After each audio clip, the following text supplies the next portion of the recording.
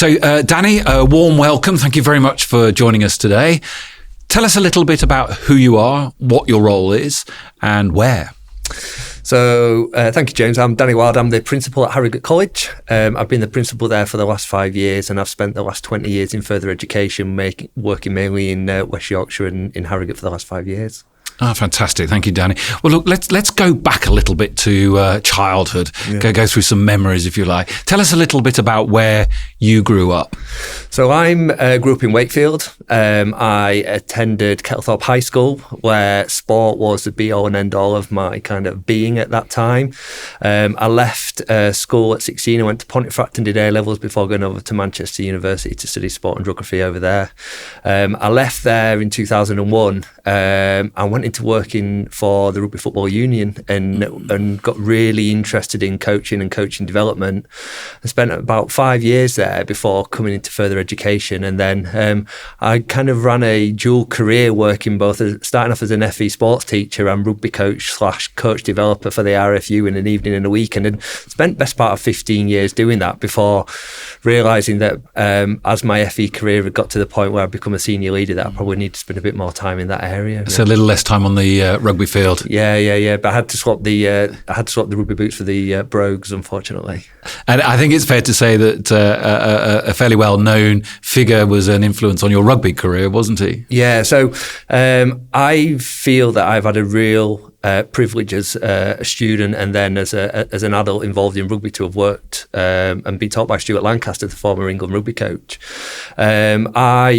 Stuart was fresh out of university when he started working at Kettlethorpe High School, and I was a year 8 pupil. And the way that the school worked is that a PE teacher took a responsibility for a year group, and me and my friends were really privileged in having Stuart be that teacher. And I left school thinking that it was really normal in a comprehensive school to have a sports offer every lunchtime and every after school, both winter and summer. But it's only as I became an adult and started working in education myself, I realised how much Stuart gave up for us all and what an opportunity he gave to us. And he had a really dramatic impact on me in terms of both shaping me in terms of as a young person and the way that he was such a good teacher and a good mentor to us all.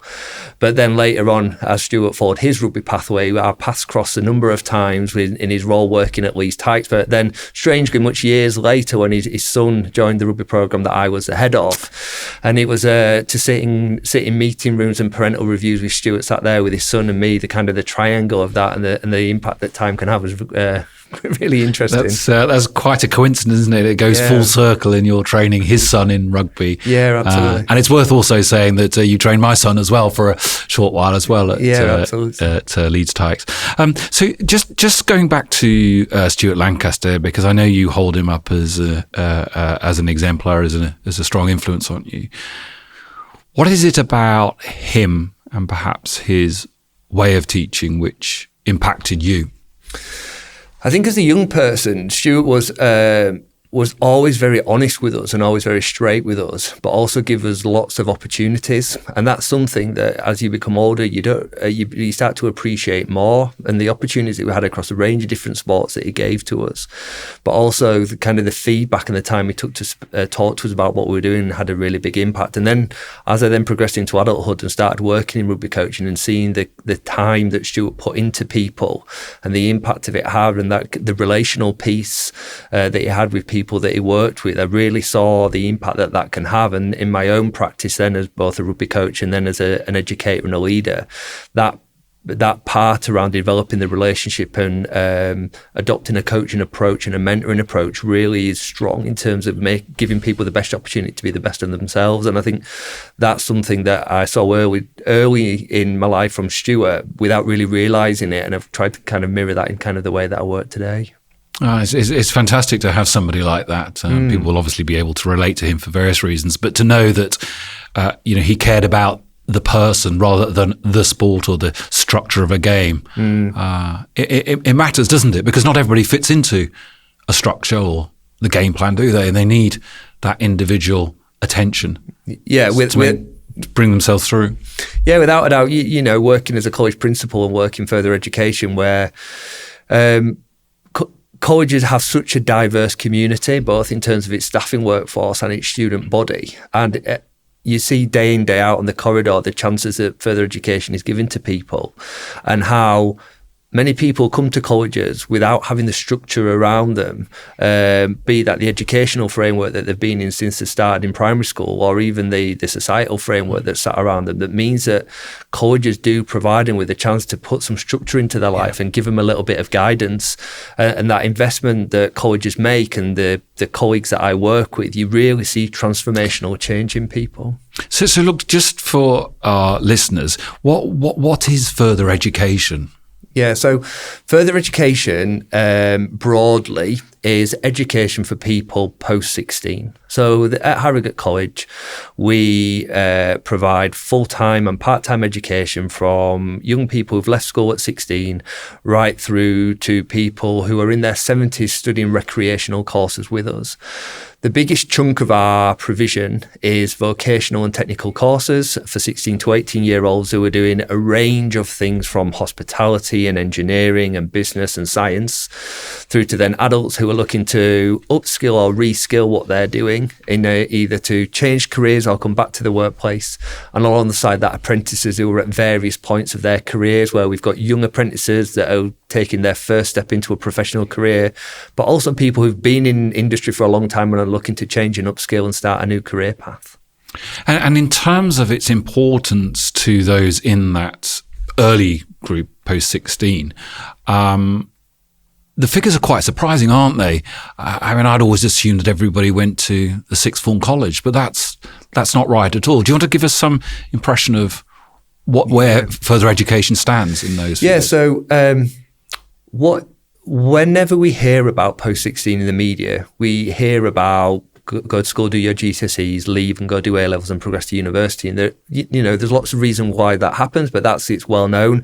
And it's particularly well known to those involved in media and those in professional roles, which it's the traditional educational pathway, and it's what people can make a connection with. So from a media point of view, it's an easy story to tell because people can hook into that. But the reality of it is that about 45% of 16-year-olds leave school and progress into a further education college.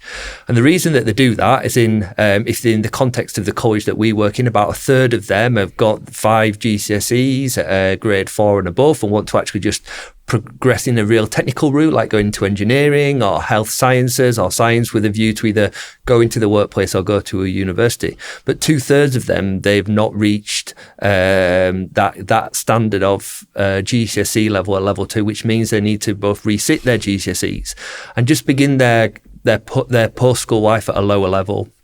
So 2/3 of our students are with us at either level 1 or level 2. And in their programme of study with us, will be studying in some vocational area that they're interested in, be that business, bricklaying, hair and beauty, etc. But at the same time, resitting English and maths to support them to make progress to the expected standard as set by government, really. And I suppose you'd say English and maths still remain fundamentally important to progress, or is that perhaps still an old-fashioned view? I think it's a little bit of a dated view, and I think it's quite a binary approach. So one of the real challenges for young people is about emotionally picking them up post-16 when they come into college, because if you think a young person's been studying English and maths since their first day at school, and in particular the last 2 years at high school, they'll have been doing 5 hours a week of English and maths, all in preparation for sitting GCSE exams. And after 5 years of input in high school and all of that focus and attention, 2/3 don't get that GCSE grade 4 and above. 2/3. Yeah, that's a huge number. Well, it varies around the country. Yes, but, of course. We'll say 2/3 are joining colleges at level 1 and 2, and as a result of that, we're asking them to come back to college, and after all of that input, keep going with the same qualification in the same way. So, as a college at Harrogate, we have great successes in supporting students to continue to make progress, but I think we underestimate, we don't underestimate. We create an environment where we just think that we just need to keep going with it, and therefore that'll fix the same problem. But when in reality, what we need to look at is actually, well, what English and maths do you need post-16? because a lot of the English and maths post-16 needs to be more relevant to the workplace. So I'm a massive advocate for continuing to do English and maths and oracy skills, but we need to look at what's purposeful and relevant to what's going to be happening in the workplace. Interesting. So how that applies to, you were giving the example of construction or retail, that's how you would apply it, sort of applied maths. Yeah, applied maths and applied English. The amount of maths that goes on with any of the construction or engineering courses that we're doing is really, really significant. And a lot of the students underappreciate how much maths they're going to be doing, but make rapid progress with their maths because it's being done in an applied fashion.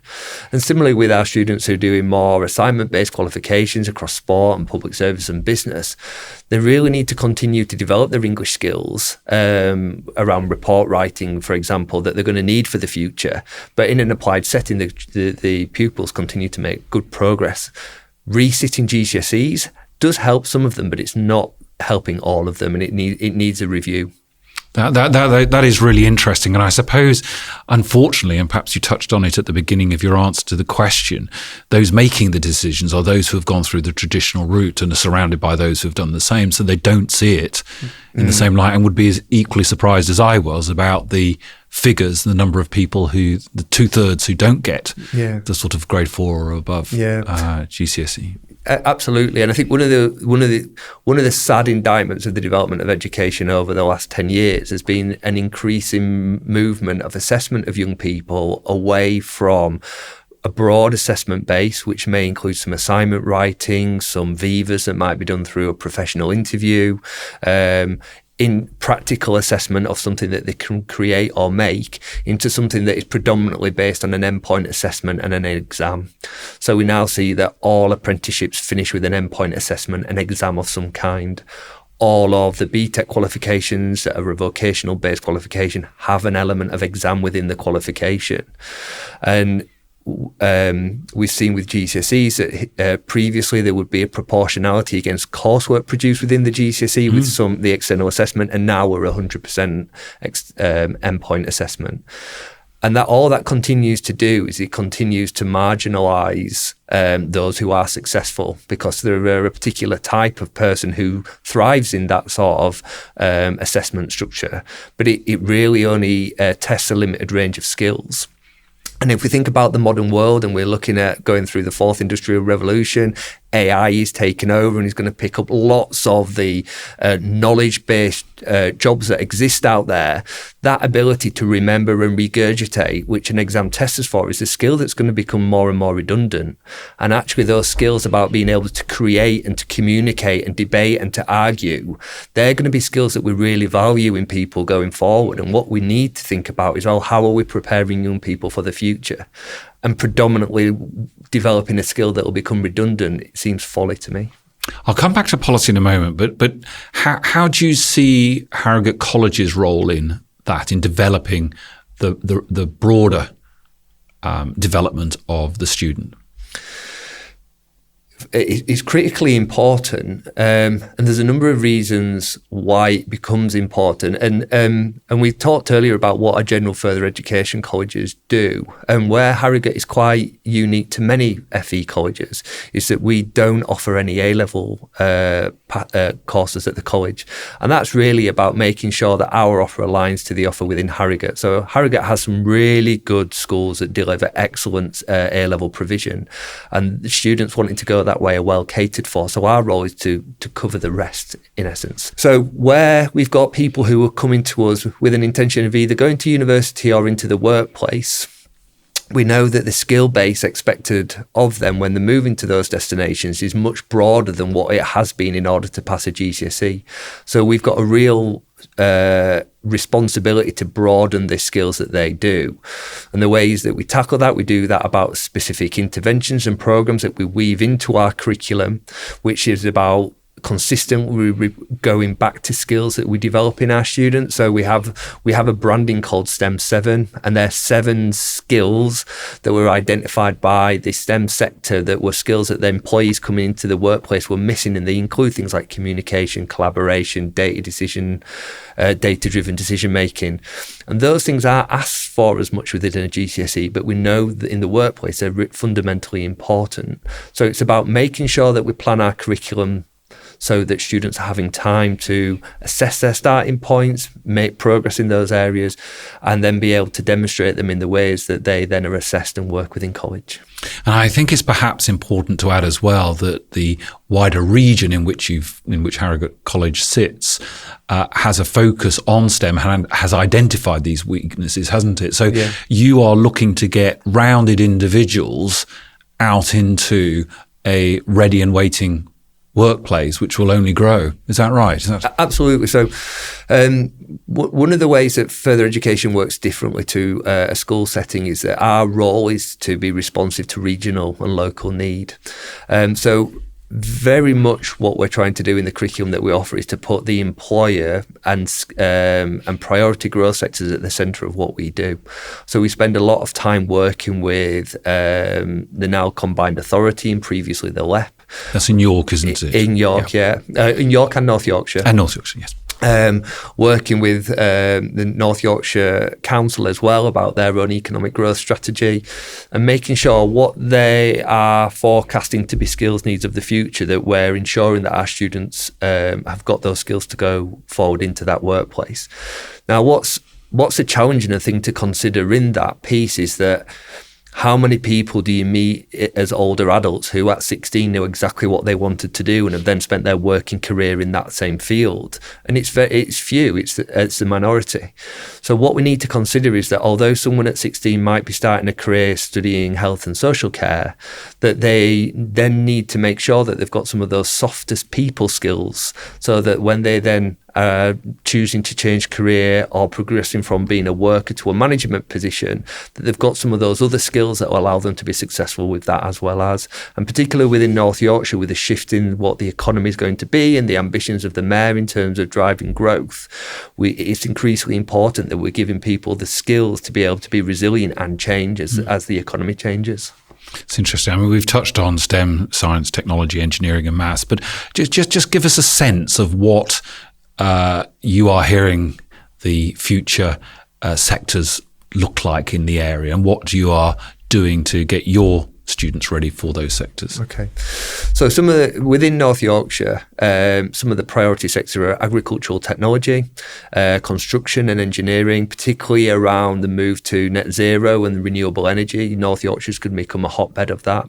Health and social care within Harrogate, the average age of adults living in Harrogate is 45 years old. We've got an ageing population within Harrogate, similarly within North Yorkshire. We've got a challenge regarding workforce in North Yorkshire because of the ageing working population that we've got. So not only does that mean that we need to deliver health and social care provision in order to make sure we can meet care needs for older people, but we also have got to think about how do we upskill and reskill people who are in the latter parts of their working career so that they can stay employable and contributing and have got relevant skills for the new economy that's coming. Digital is a key part of growth for North Yorkshire, both in the provision of the infrastructure to support it, but also a lot of changing in digital jobs. And within Harrogate's context in particular is around the creative element of that and how digital and creative are overlapping now. So Harrogate and North Yorkshire has a huge creative industry across all mediums, and that contributes hugely economically to North Yorkshire, but isn't necessarily visible, as is the visitor economy. And I think in my time working at Harrogate, the biggest shift I've seen over that 5 years has been the recognition of the importance of the visitor economy to the economy of North Yorkshire, and the importance of the skills that we're putting into people to go into that sector. So they're kind of the primary sectors. Some of them are reliant on national priorities around engineering and construction, for example, but some are much more localised. So health and social care for North Yorkshire, but visitor economy is a particular specific one. Okay, and do you therefore adapt your courses to meet those sectors' needs? Yeah, so it's a real balancing act and a real melting pot, because what we have to appreciate is, although North Yorkshire and nationally we've got priority sectors that we want to grow, we can't crowbar people into doing things that they're not interested in. And this comes to my point about the importance of developing the transferable skills that people have got.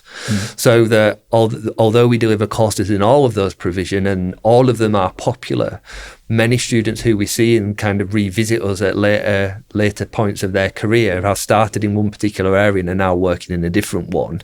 And as opportunities emerge, people move around different sectors. So we need to, one, provide for those who are interested career routes in. We also, for adults, need to provide reskilling and upskilling opportunities for them to move or just acquire new skills in that area. So a really good example is around retrofit construction. So Harrogate has got 75,000 homes that need to be retrofitted. And there's a huge construction industry within Harrogate, but we don't necessarily have the number of businesses that are involved in retrofit yet to meet demand. But we need to be able to provide the training so that when people are interested, we can upskill them. And similarly is true around digital skills and around, not digital skills as we might think in terms of coding and cybersecurity, but just those digital skills to be able to use platforms and software and just the general workings of a computer or a device, which will be really common when you're in the workplace. So even if you walk around a local supermarket now, you'll see people on the aisles holding devices like an iPad where they're stock checking and ordering and picking, and just those basic digital skills are things that people who are out there probably need to give them confidence to apply for those types of jobs. So it's multi-level across those sectors that are important. So that sounds quite tough, whereas if you go to the, should we call it the traditional route of A-levels, you sort of trips all the way through, but here you've actually got to identify what the future looks like, and therefore what courses you're going to offer, what skills you're going to lay on for the students. Let's talk about some of the challenges, because of course Harrogate College doesn't sit in a vacuum. Talk a little bit about the national landscape for education, if you will, and just some of the challenges that you see impacting on the college. Okay, so some of the key challenges within further education, and we definitely feel these at Harrogate, is particularly around the recruitment and retention of teachers.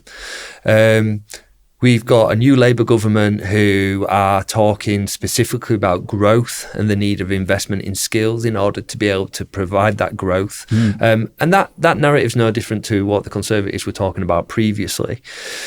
But where that becomes a challenge is where there's an alignment in terms of the money that colleges receive in order to be able to recruit and retain those individuals. So the average pay gap between a teacher in a secondary school and a college FE teacher is about £9,300 for a basic teaching role. In favour, obviously, of the schools. And also then within that, there is nationally a collective agreement that government will provide a fixed pay rise to schools each year, which there isn't for colleges. So earlier this year, Labour confirmed that there would be a 5.5% pay rise for all teachers, but there was no money made available for colleges in order to be able to provide a pay rise for colleges. Be that not in the same way that schools work where there is a national pay agreement, but because that doesn't exist in colleges at the moment, but an increase in funding per head for students would allow colleges to take some of that money and put it towards pay. So where the challenge is that we are perpetually trying to compete both with industry and then with ourselves in order to recruit staff. So if we take electrical teachers, for example, North Yorkshire is currently set out to become a renewable hotbed and become a net zero area by 2035. That means people with electrical engineering skills are in high demand. And As a result of that, salaries will be typically north of £50,000 for someone to do that. And a normal FE college for a teacher would be able to pay between 30 and 35, although some colleges have now been able to stretch that up to around £40,000. So straight away, you've got a £10,000 pay difference between industry and teaching. But then what you're asking for somebody to do is to then come away from something that they've done for a long time and probably feel quite comfortable and quite satisfied in, to then retrain as a teacher, to then stand in front of a group of teenagers who on their bestest day can be entertaining and on their worst challenging, and to then to become a teacher. So the incentives around changing are really difficult unless it's really coming from someone who's got an appetite for that sort of teaching role. Alongside that, because we've been in a position where funding for FE has been on the decline for the last 15 years, that gap between both schools and colleges has continued to increase, and the gap between colleges and industry has continued to increase. And what that's resulted in is the total number of people going into the workplace has declined. So an example of the impact of that is we recently over the last 12 months, we did an initiative to partner with the businesses that we work with to try and do a partnership where they may have workers where they're thinking that I actually don't want to be on the tools 5 days a week. I might be looking at a transition and perhaps looking at something where they did 3 days with their current employer and 2 days at the college, working as a teacher or an assessor. Now, that program kind of fell down, and we didn't get anybody who was able to take it up. And the reason for that is that when we speak to businesses, because they're also short of workers, where they're taking people who are at that point of their career where they're wanting to do less, they're transferring them into quality roles because they haven't got the number of quality people that they need, because they haven't had the numbers of workers coming through over the last decade. So it really is a position which is quite vacuous in terms of trying to provide that skills demand. That's really that really is interesting. Unless we forget, and going back to the statistics, just under half of 16, 17-year-olds are going into further education. So this is half of the provision almost is completely underfunded and not doing what it should be doing, which is putting people into the workplace with the right skills. Yeah, absolutely. Yeah, that's quite a challenge, isn't it? And I suppose also, if you haven't made the point already, if you have a burgeoning industry, that's the very point where you need a teacher. But of course, that's when the industry is paying so much more. It's paying a premium to get people into the industry. Yeah, so absolutely. It doubles the issue. Interesting indeed. Yeah, and what compounds that further within North Yorkshire is that 96% of businesses in North Yorkshire are SMEs. Yeah. And in that, 86% of them are micro businesses. That means that they have less than 10 employees. So where you've got a business that's got less than 10 employees, the addition of one, be that through an apprenticeship, which might be an alternative route to bolster the workforce, that's such a commitment on the business to be able to do that in a very challenging economic environment. It becomes something that feels too much. So again, the system that we're set up within trying to progress people from apprenticeships into the workplace, which in the future will bolster the workforce and create more teachers to fall out of it, becomes really, really challenging. And that's just one of the dynamics of the economy that we've got in North Yorkshire. So, let's just, we could talk about so many different things, but let's just talk about the apprentice for the moment. So you're talking about the challenges to a small business to take on an apprentice. You talk about the business environment that we find ourselves in as a world economy at the moment. What do you think should be done at a policy level to help colleges, further education colleges like yours, and the apprentices who will benefit, and businesses? Yeah. What can be done to help, in your mind? What could be done? Yeah. So I think interestingly, there has been an announcement by the Labour government about the new skills levy, which is about refreshing what was the levy that was in place before. Just describe that briefly. So the levy is a payment that an employer who has over 250 employees pays as a tax that then can be used by that business in order to provide apprenticeship training for people in their business. They can also pass on that money to a smaller business, maybe someone in their supply chain, to then employ an apprentice within the supply chain to that business.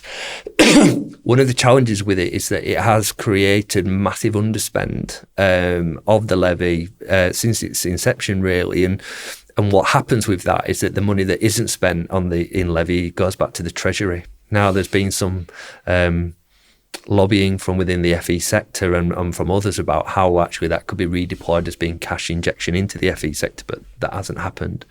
But the new skills levy that's been introduced by the Labour government and is now working through its development as part of the new organisation that they've established called Skills England, is to look at reforming apprenticeship so that levy money that a business holds can be spent on both apprenticeships but also on training for the workforce, which is good in terms of the upskilling and reskilling piece within organisations. It'll still allow it to be passed down the supply chain.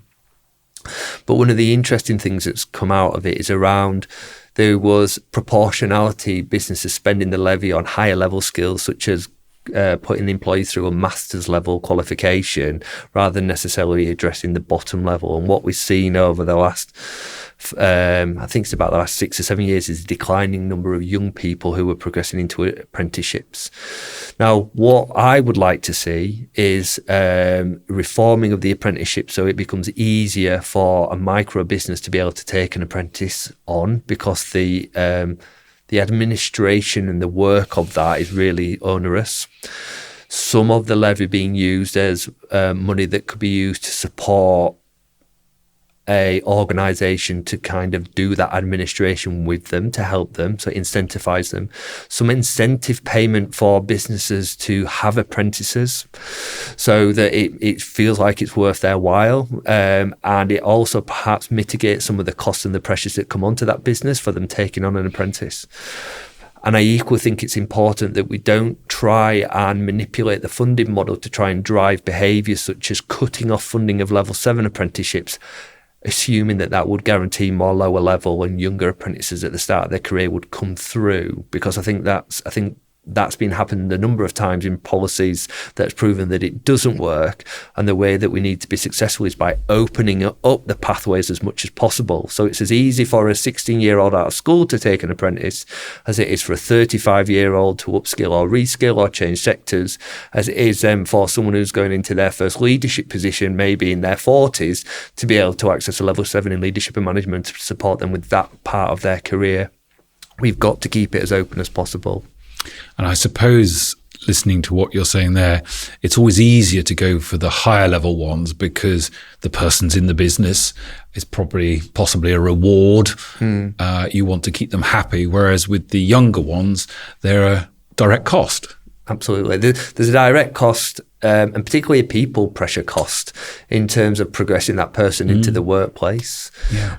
And that's where, and it's seen in many other countries around the world, that businesses are heavily incentivized financially in order to bring apprentices into their businesses. And I think that is something that I hope that Skills England look at as a way of how they then develop the use of the levy to boost apprenticeship numbers.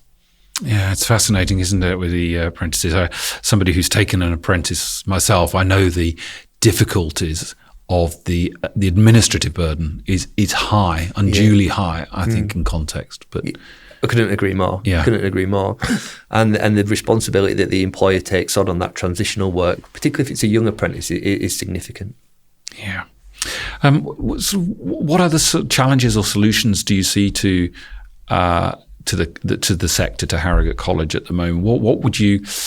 I mean, there's money, isn't there? And there's the VAT. Just explain the VAT refund, which would be quite useful. Yeah, so very useful, to the tune of about £2.5 million for our group. So further education colleges are not able to reclaim VAT, and as a result of that, which schools and academies and sixth form colleges are able to do.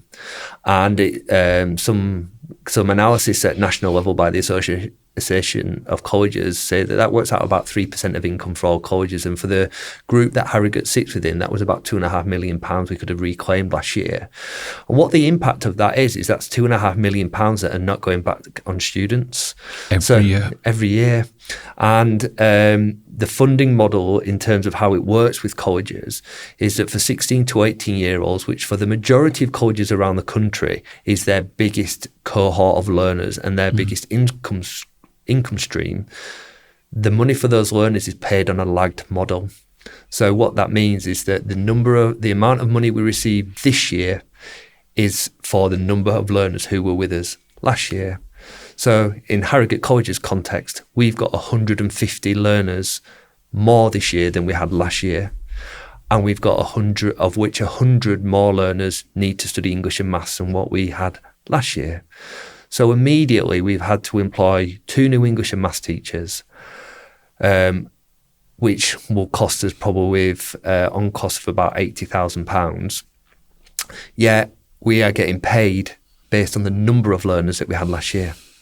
So the resourcing that goes into further education, which is significantly greater than what it is in school, which is predominantly classroom-based, we don't have the resource costs. So you can imagine for providing construction and joinery curriculum and hospitality and hair and beauty, there's a lot of resources that go into providing those courses. But we've then got to stretch the money further because we've got more, we're trying to do more with less. So while one of our big asks for government is to be much more proactive about providing what we would call in-year growth funding. So making a commit. So at the moment there is if you get an allocation from the Department for Education for a fixed number of learners, and if you exceed that by a fixed percentage points, you will then receive half of the money that you would have received for the learners that you have got, which all sounds very complicated, and FE funding is. So if we had 100 learners more than what our target was, we might then get money for 60 of them. So it's there's a 40% buffer. For 60 of them, we would then receive, rather than the £6,000 per year, we'd get £3,000 of in-growth funding. So although it's something, it feels piecemeal against actually the real costs of delivering that. So one of the big things that we're pushing for is that we receive genuine 100% in-year growth funding for students, so that we can actually provide the level of education for them that we would expect to do. Yeah, it seems the cards are sort of stacked against the further education sector not being able to reclaim the VAT, whereas the sixth form colleges, etc., can. Yeah. The disparity in pay, it all seems to be going the wrong way. When again, nearly half of those 16 plus students are going into the further college. Yeah, absolutely. And it is a complicated landscape financially. And other than 16 to 18-year-olds, our apprentices and our adult courses are all paid in year. So that those kind of cash lines, as we would call them, provide often the backup to what we're actually trying to deliver in year. Yeah.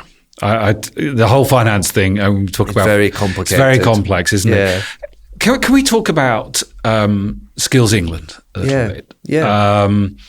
I think that should it not help to bring together what the country needs in terms of its skill set? Tell me a little bit about what it's planning. So there's not a lot known of Skills England because it's something that the government are looking to develop over the next 9 to 12 months. But what it intends to do, it intends to bring all stakeholders, so businesses, educators, public sector together in order to make sure that the skills that are being provided are relevant to the needs of the economy and the growth plans that the government will have in place. That'll be its aim. And within that, some of the responsibilities that they will have, it will be around, well, what apprenticeships are we doing? How are apprenticeships being delivered? What courses should be, suggestions around what courses might be funded or not. Looking at working with how the devolved adult education, which is devolved to the mayors now, how that's used in order to make sure that we're stimulating skills in order to support growth. One of the real opportunities for us is to provide freedom and flexibility to be responsive to needs. And when you think about within the context of North Yorkshire and 86 of those businesses being micro, each one of them have got a different need and require a huge investment of resource to just get to the point where they know what they need and have got the bandwidth to do it. And some of the structures that we have in place make that quite difficult. Apprenticeship standards, for example, are reviewed every 3 years and are very fixed. But in developing an apprenticeship standard, there's something that's called a trailblazer group, which is a group of employers that input into what should be included in that standard. And when you then go look at the businesses that have been involved in that, quite often they are national, multinational businesses who've done it because got the capacity to do it. But actually then when you then try and apply what is within the standard into an SME, it's really hard for them SME to match the knowledge and skills that they're going to need to do to be able to complete that apprenticeship. Because the opportunities that a multinational might give you. So if you went and so take a food apprenticeship, for example. Yes. If Nestle were involved in the development of that apprenticeship standard, the opportunities that Nestle could provide an apprentice within their organisation are going to be far superior to a local chocolatier manufacturer that is a craft chocolatier in Ilkley, for example. Yeah. They're not going to be able to provide them with the same opportunity. So actually, when you then go and speak to that business who are keen to take on an apprentice, you look at what they need to do and they're just going, we can't do that in our apprenticeship. We can't provide that opportunity, so it's the wrong apprenticeship. So hopefully through Skills England, some flexibilities within that would allow us to do more local need would then really help us be able to stimulate apprenticeship growth. Right, it's interesting. So although it's called Skills England, it will look at the country as a whole, but it is intended devolve down to the regions and hopefully to the local colleges as well to do their own surveys and check what's absolutely. needed in the, and I think locality. The move of so within North Yorkshire from 2025, the adult education budget is devolved to the mayor, as it is in Manchester and Liverpool and Tees Valley. And what that is a real opportunity for adults within North Yorkshire to get a skill system that's really relevant to their needs. So the gift of being able to say that we'll fund things that aren't funded at a national level, we can fund them regionally to make sure that we're meeting North Yorkshire's needs. And just recognising the difficulties in delivering curriculum in North Yorkshire, which is a rural community, and the amount of support we need to put around people to be able to learn. So a real good relevant example of that is at Harrogate College from September, we've started to deliver adult education from Ripon. And although Ripon's 11 miles from Harrogate College, that distance is far too great for adults who are looking to then re-engage back into adult education. So rather than thinking about bringing everybody into the college, we've got to be more proactive in going out into communities. Through the adult education budget being devolved into North Yorkshire, there'll be some recognition of the challenges of doing that and therefore the funding following it so that it makes it much more easier for us to do. Are you talking about sort of online outreach, or when you say it's difficult to get somebody to travel 11 miles? Because of course a lot of what you do is a lot of skills I imagine will be practical, so you need to have on-base. So some of it is online, but when we define good quality online, it would be logging in and having a teacher in front of you online. So it's although there is other types where you would go online and complete a portfolio, for example, of learning. But no, it's particularly where we're looking at adults with lower level skills and lower starting points. They need the support of being in a classroom with somebody and that relational piece that they get from the classroom dynamic.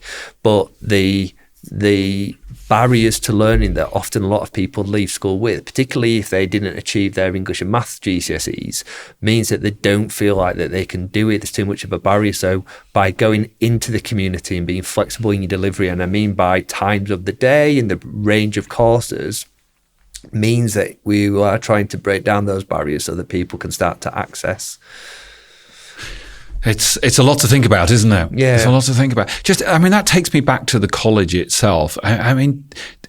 Typically, what does your day look like? How do you get the support you need to do all these things?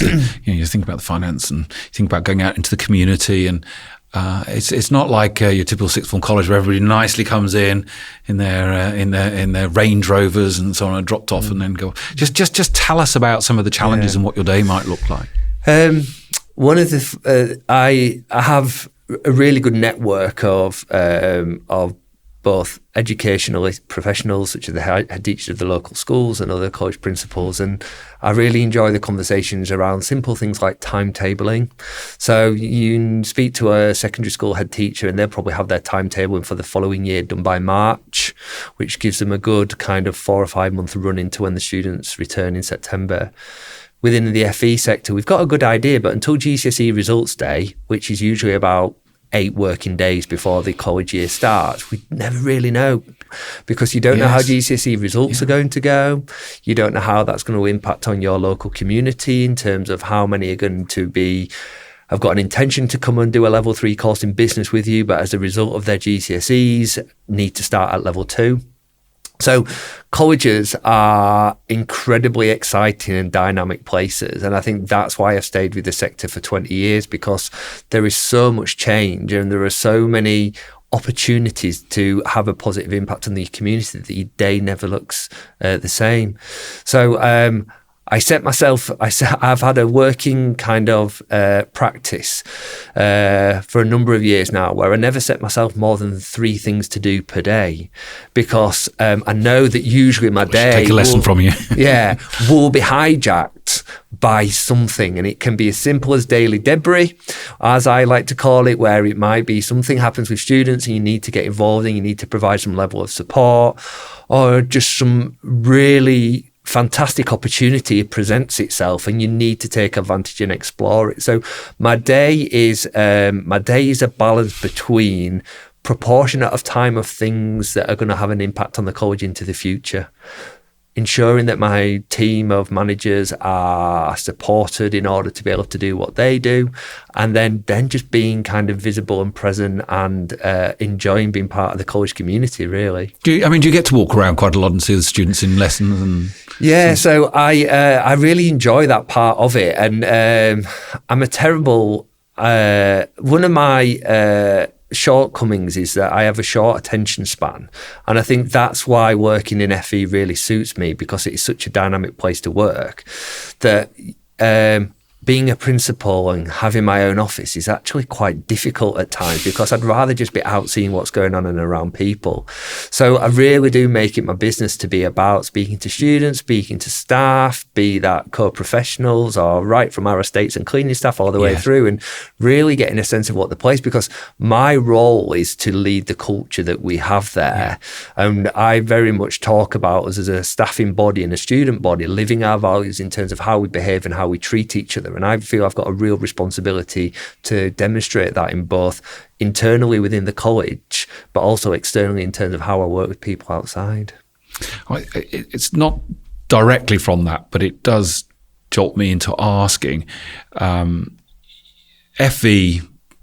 and Harrogate College in particular does a lot for those who are socioeconomically disadvantaged. Can you talk me through that a little bit? What you're trying to do to encourage people to come to you and how you support them? Because I think, they have a lot to offer, but they perhaps have a greater need for support. Just talk me through.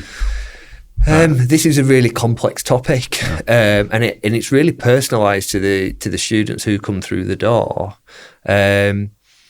So if we talk about a typical 16-year-old who starts with us, they will be on a full-time course, which means that they're in college about 4 to 4.5 days per week. As part of that week, they will have time with their vocational teacher doing practical and theory lessons. They'll have time with the pastoral team where they're working around developing some emotional and social skills, about developing some knowledge of the world. And they then have some time around developing what we call life skills, which is a student-led initiative where we talk to our students about going out into the world. What don't you know how to do, and would you like to know? How do I open a bank account? How do you get a utility bill? Things like that, so life skills. And then in addition to that, we provide them with like revision sessions and things like that. So that is what everybody would get. But then within that, you've got students who are coming into college who have involved with social services, or they're coming into with a dysfunctional home life that hasn't got to that point yet. So there's a huge, you've got people who are looked after and in the care system, adopted your children. You've got people who are new to country. And therefore, then what happens is the layering of the pastoral support that goes round those young people in the college, and that comes through our pastoral team that we have in the college. And increasingly, the role that college is trying to do is to provide that health and social care piece for the students that are within it. So we've got colleagues who go to regular multi-agency meetings. They sit in meetings with North Yorkshire Council and Social Services, Youth Justice, all around a multi-agency approach to ensuring that a young person can stay in education and progress. And some of that then creates real challenges for us, because where a young person at that time is behaving against our values, it's kind of how do we respond to that? Because the easy response is to be punitive and look to exit them from the college. And that may be the experience that they've had in their secondary school experience, but actually where the final stop for them before they go into the workplace. And actually we've really got to work at actually re-engaging them and working with them to develop them so that they can get to that point where they can go on and be successful. And a really relevant example of that is last September, we had, you see the same patterns of behaviour. If you look at Tuxman stages of group development, you go through the forming, norming, storming, performing. And within a college, about 4 or 5 weeks in, we get to the storming part of the year where everybody started to work each other out. Everybody started to become friends, but then there's kind of the hierarchy and the pecking order appearing, and the little bit of, how much can I push and how much can I get away with? What doesn't help with that, this is probably when teachers are at their most tired as well. So it is a winter term. Yes. Winter term. But there was a young man last year who came to us who had been out of mainstream school for a number of years. He had an educational health and care plan that told us that some of his behaviours in terms of his ability to emotionally regulate could be challenging at times. And I didn't know this young man at the time, and I happened to bump into him in the library one day when I was out and about, and it got to a point where I had to escort him from the building, and the language that he used towards me was hugely inappropriate. In other settings and in other places, that could have resulted from an exclusion. And as that had happened so early in the start of the college term, the easy option would have been to take him away. But we didn't do that, and we did a load of work with him in terms of intervention with him, about managing him and supporting him to regulate his behaviour, about changing heart, giving him opportunities to check in and check out. By the end of the year, he got Student of the Year for the course that he's on. Did he really? Yeah, and he's progressed and he's back with us. And I was only speaking to him the other day outside, and we had like a really just normal conversation. And he wouldn't have been able to do that, not because it was mean he'd had that negative experience with me, but he just wouldn't have been able to have a conversation with an adult he doesn't really know 12 months ago. And it's that sort of work that really is what drives a lot of us who are in FE to do what we do, because we can see such transformational changes in people. So Danny, Harrogate College is very much at the centre of the Harrogate community in its widest sense. Can you talk to us a little bit about the college, how it interacts with the community in its widest sense? Yeah, so we've spoken about further education and about its role in terms of making sure that it's responsive to the local economy. But college's role is really to be broader than that. And our mission is to transform people's lives through education. And we see that as acting as an anchor institution into our whole community, where people in Harrogate would look to us as being a point of which we can help. And we play that out in a number of ways. So in terms of our curriculum that we offer, we have something called the Harrogate College Employer Network. It has over 120 businesses that are signed up to that. And what we do is we use them to kind of help inform what we do in terms of our curriculum design. We let them know about opportunities that they have in terms of future workforce. But within that, we've also got organisations that are in the third sector and the charities. And we look to try and provide opportunities for our students to go out on work placement with them. And we look for training opportunities for them to help them in what we're doing. We also see the college as being for the community. So, for example, Harrogate has got a new Andy's Man Club, which is a mental health charity, and they host their weekly meeting from the college, of which we gift that to Andy's Man Club, because we see our role is to be able to use the building to enrich our community. And we also offer it out to a number of charities and organisations that use the college as a base that wouldn't have one otherwise. And what we're trying to do with that is we're just trying to enrich our community by taking advantage of something that we see as like a community resource. The other part with that is then around how we then try and work with businesses to really respond to some of their needs. So a good example of that is the relationship that we have with Harrogate Hospital, where not only have we acted as a centre for them to do some of their training with their staff, but they've kindly taken some of our T-level students, so some placements there with them.